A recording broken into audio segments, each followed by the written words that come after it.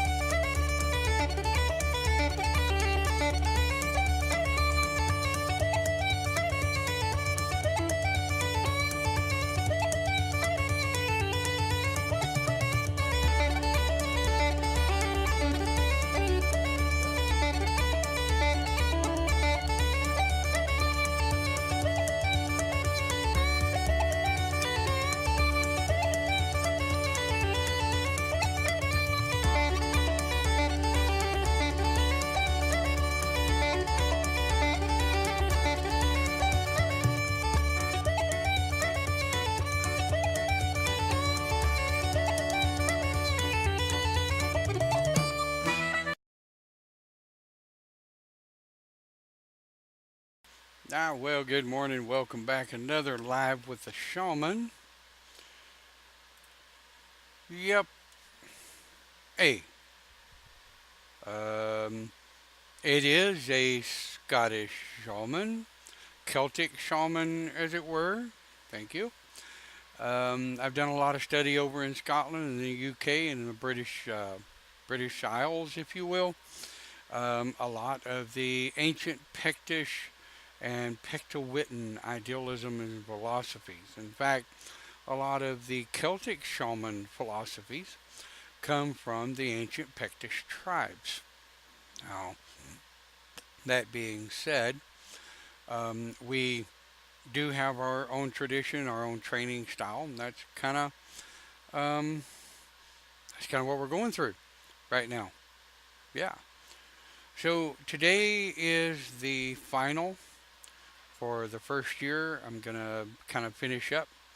Then I'm gonna go back to the top of the page. We're gonna kind of recoup what first year goes through, some of the things that they learn, and then next week we'll move into the priesthood training, and that gets a little more in depth other than just shamanism, as it were.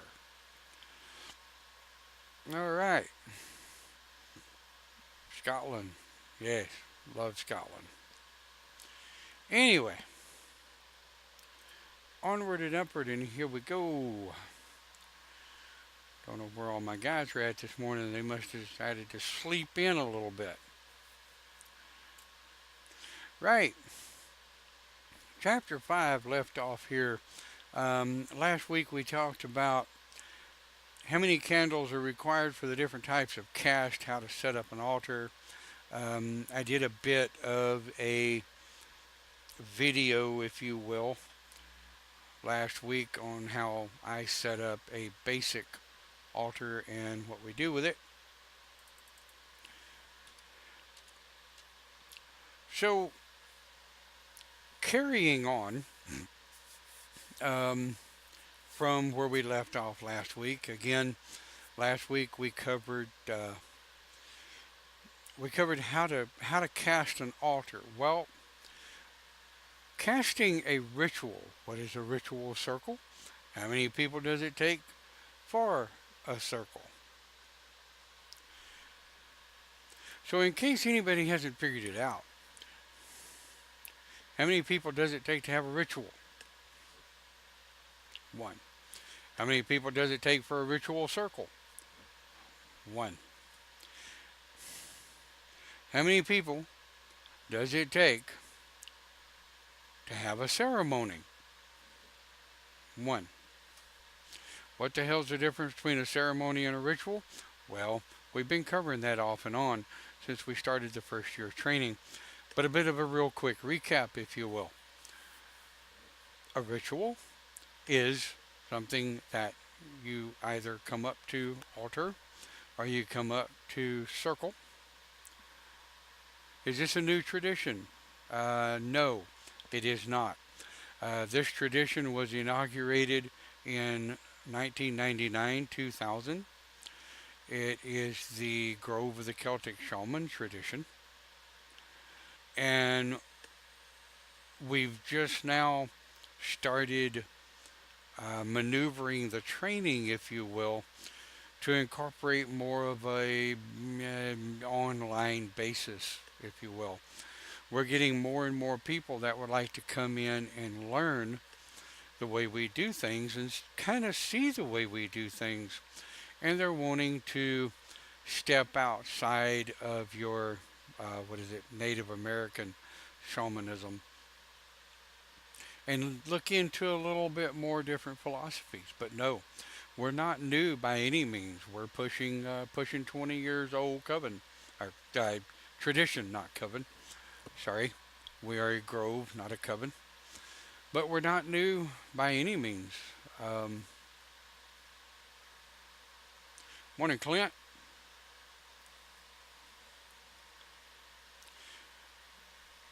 So Diane, yes, definitely. Who started this and what is the background? Well, I started it in 99 2000. The background is I've studied shamanism of one kind or another as long as I can remember. My gift, if you will, is holistic healing, holistic Christology.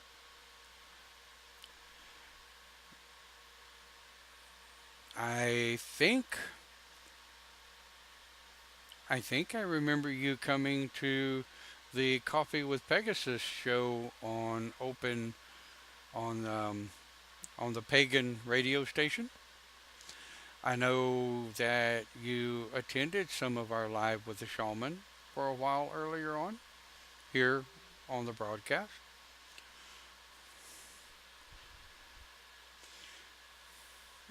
The background is a background in shamanism. We don't teach you to be shaman. If you're a shaman and wish to learn our way, you're most welcome. And what's confusing?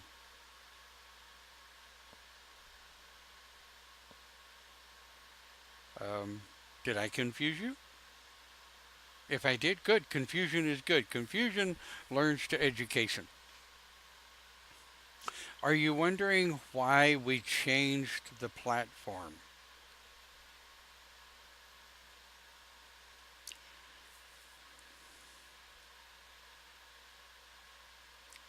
Explain what constitutes a shaman.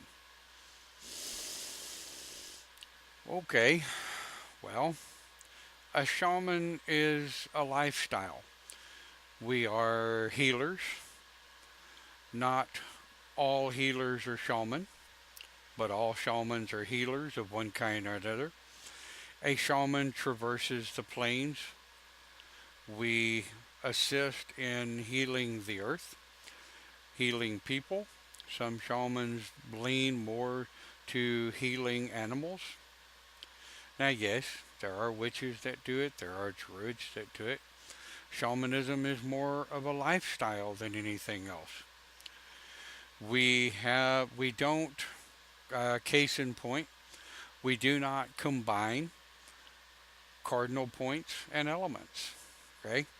Um, a lot of groups will combine north with a particular element, east with another element. Most shaman groves don't do that. Most shamans, I can say this quite honestly, most shamans are extremely solitary. You'll find very few shamans that practice within a grove or a group. However, with the world moving where it is, we're more of a digital time nowadays.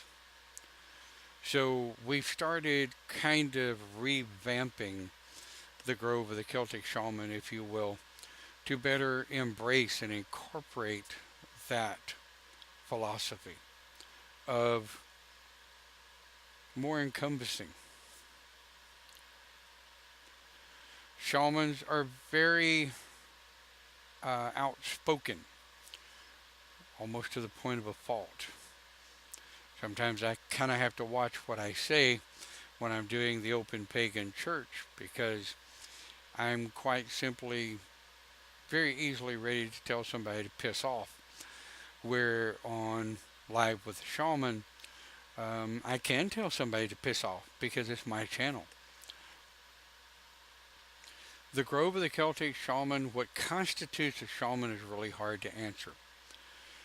It's a personal thing, it's a knowing.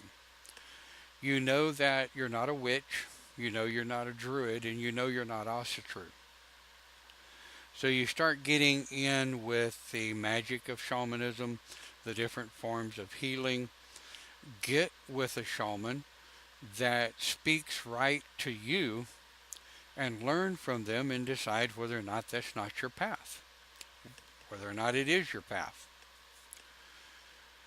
To simplistically say what constitutes a shaman is a lifestyle, is a belief system. It's the way you think, the way you feel, the way you live. When you come to the Grove of the Celtic Shaman, you've already pretty well got it in your head. You want to learn more about shamanism, you want to understand what it is.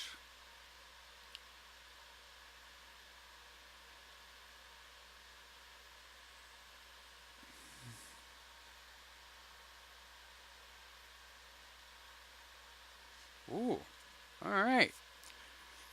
I've been waiting on this question. It is my understanding you have to be chosen for that position. It seems like you're discrediting cultural shamans. Well, let's first understand where the word shaman came from. The word shaman was not even in the American dictionary until the 30s when the Siberian word shaman was brought over to the Americas. It was actually incorporated into the Native American medicine man, and Native American shamanism was born. Some years ago, the term Celtic shaman, one who follows the Celtic beliefs and one who follows the shaman path. Now, chosen for that position, I ask you, who chooses you? Chosen by whom? I can tell you that the Grove of the Celtic Shaman, when it was started after I had a meditation and a dream, so I started it. And those who started coming for training chose me as their teacher. They chose me as their spiritual leader. And those who have grown up through the ranks of the Grove of the Celtic Shaman continue to choose me as a teacher. So I ask you, chosen by whom?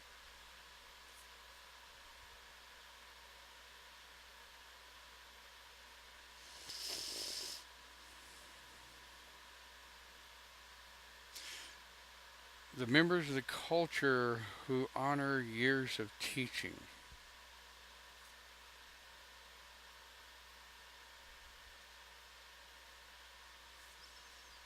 I agree.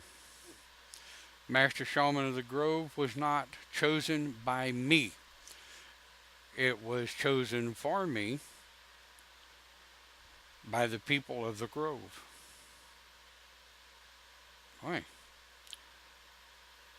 almost makes me wonder if I did something to piss you off. Well, it's okay. I'm fine with questions, but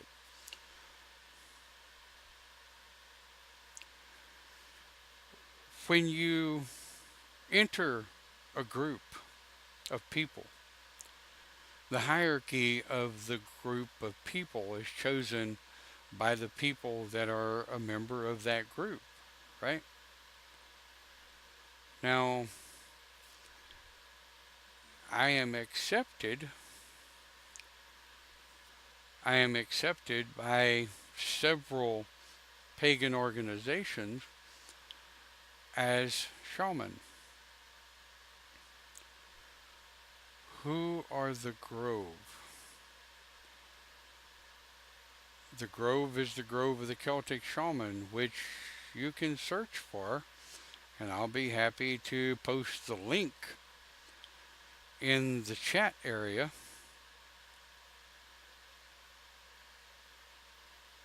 But the Grove is a group of people that are interested in learning Celtic shamanism.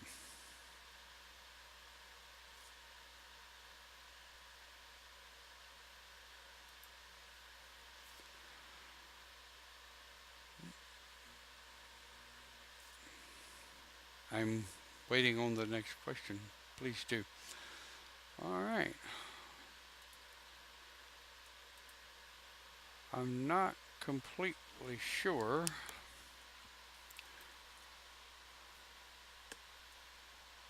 Open Grove.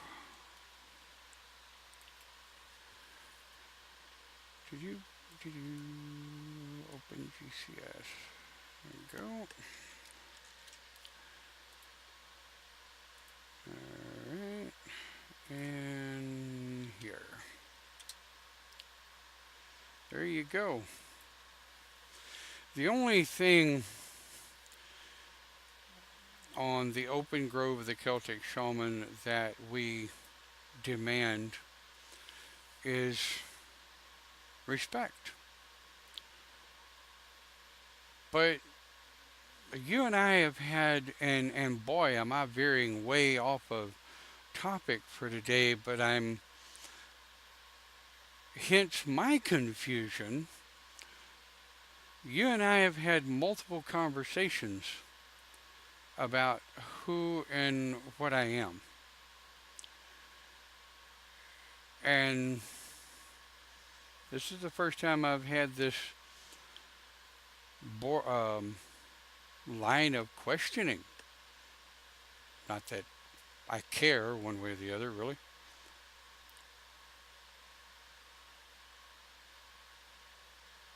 Well, guess what? It's not the first time you've heard of it. It's not the first time you've seen it because I spoke of it several times on the program Coffee with Pegasus. I spoke on it several times when you attended Live with the Shaman back year before last, I think, last year. I've spoken of Grove of the Celtic Shaman multiple times when you and I have had chats and conversations. So I remain a little confused.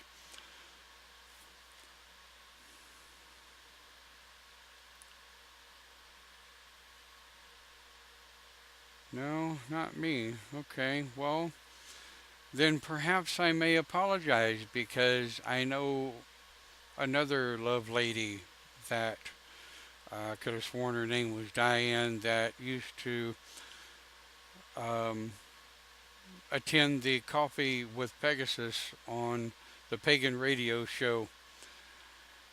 And open pagan church only. Okay. All right. Well, that may be it then. That may be where I remember you from. But no, Live with the Shaman. I mean, Live with the Shaman is not new. The Grove of the Celtic Pagan is not new. Um, I've even been chastised because I don't do pagan classes on Open Pagan Church. That's not what it was developed for.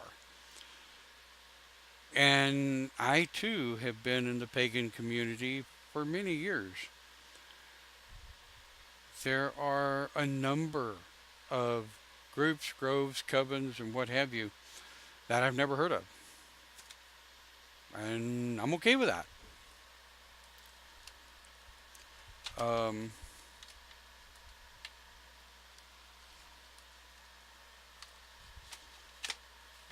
I almost, sorry, my phone's tripping. I almost feel like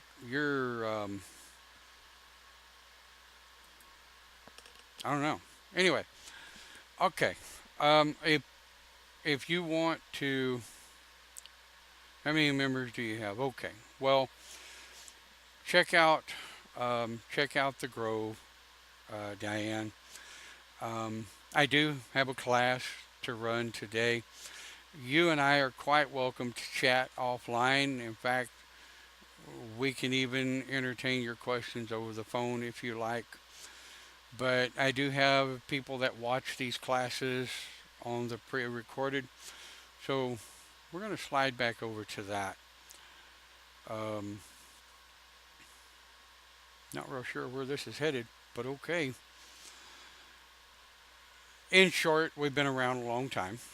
Um, we've had well over 200 members over the years. People, some are active, some are not. So you can learn more on Open Pagan Shaman. You can download the tradition. You can read the tradition. Um, I'm not going to defend myself to you. I don't have to. Go to the group, read the tradition, and if you don't like it, don't watch, hon. It is what it is. I'm not going to defend 20 some odd years of a craft to you, nor should I have to. Anyway, onward and upward. To those who are interested, we are closing up the first year of training in the Grove of the Celtic Shaman. That's been around since 1999, I might add. Hmm. Off we go. So, how many people does it take to perform a ritual? One. How many people does it take? What are the total points of a shaman circle? The total points of, wow, boy, that was an attack. If you can't ask questions, then that's an issue. I'm okay with you asking questions. I'm not okay with you attacking the grove. So, as you will. Wow. Somebody got up on the wrong side of the bed this morning. Um, there are nine. There are 9 points in a circle of the Grove of the Celtic Shaman. Those points are, as we've talked about before, the cardinal points and the elements. We do not combine our cardinal points with our elements, and we don't. Seeker's Bill of Rights. Must be Wicca. We're not Wicca. Anyway, nor do we follow the Wiccan Creed. I'll put that in there. Anyway, onward and upward. So, it says here, of course, though the above is ongoing, ever growing, ever changing, you'll be doing the same. Those who have grown up through the priesthood in the Grove of the Celtic Shaman, those who have come to fruition through their training and teaching, they have learned that humble is one of the first rules of shaman. Another first rule of shaman is we don't judge others for who and what they are.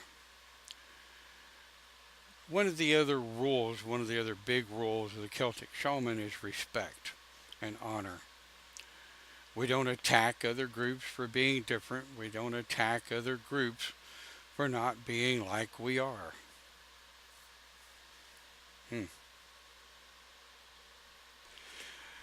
So if we go back up to the top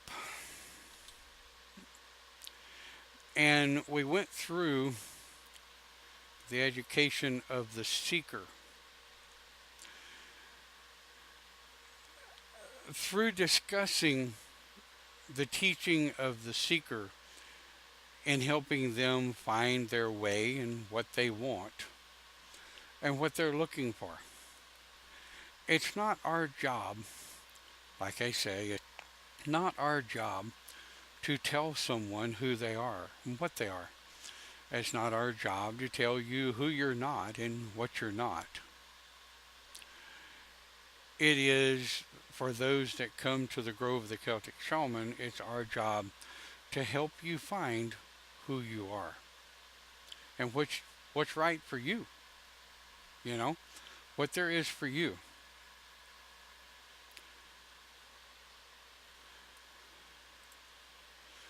So, in the first year, some of the biggest things we covered is what it is to oath to the tradition. How important it is not to oath to something that you don't understand. How important it is not to oath to something that you're not sure is about you. That's the reason in the Grove of the Celtic Shaman, we are very open. We answer your questions. We tell you exactly what it is, you're looking for. I'm not going to tell you I think you're a witch or I think you're a shaman, or I'm not going to tell you I don't think witchcraft or druidism are also true. I'm not going to tell you I don't think that's right for you. I may ask you questions of what it is, um, what it is you're looking for, and my job is to help you find that. My job is to not brainwash you and to make you think that you're a shaman. You either are or you're not shaman.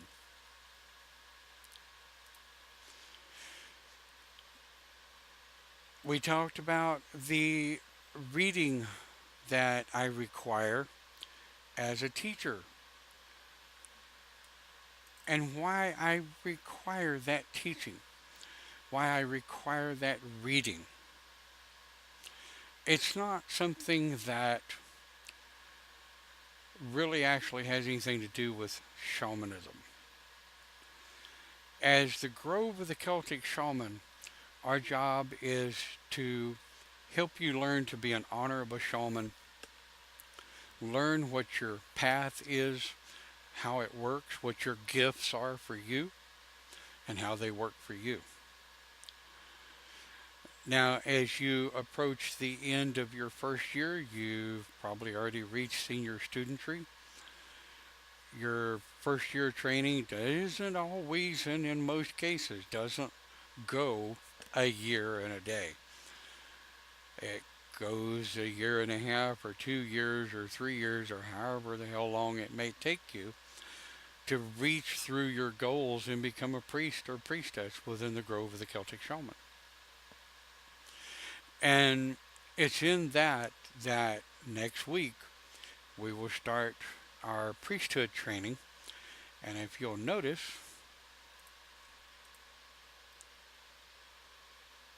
way down here at the bottom, priest and priestess is empty. It's empty. I'll be working on that over the course of the next week. The reason we've never had a training course of shaman is because it's always been done in person. All of our training has always been done in circle, in person, as a grove, but times are changing. More and more people are becoming educated, if you will, over the internet, long distance training. So we've been asked by more than one to put together a training course guideline that we teach here in the Grove of the Celtic Shaman. It's not my job to tell you whether or not this is for you. You'll know it as you come across. And no, right? We don't mind questions. What we mind is the assumption as to the truth of who or what we are. So many people assume, and I'm going to close with this. I'm going to close with this because I have a feeling I'm fixing to get into a discussion. Nowadays, people assume that there's one way of thought, and that's their way of thought.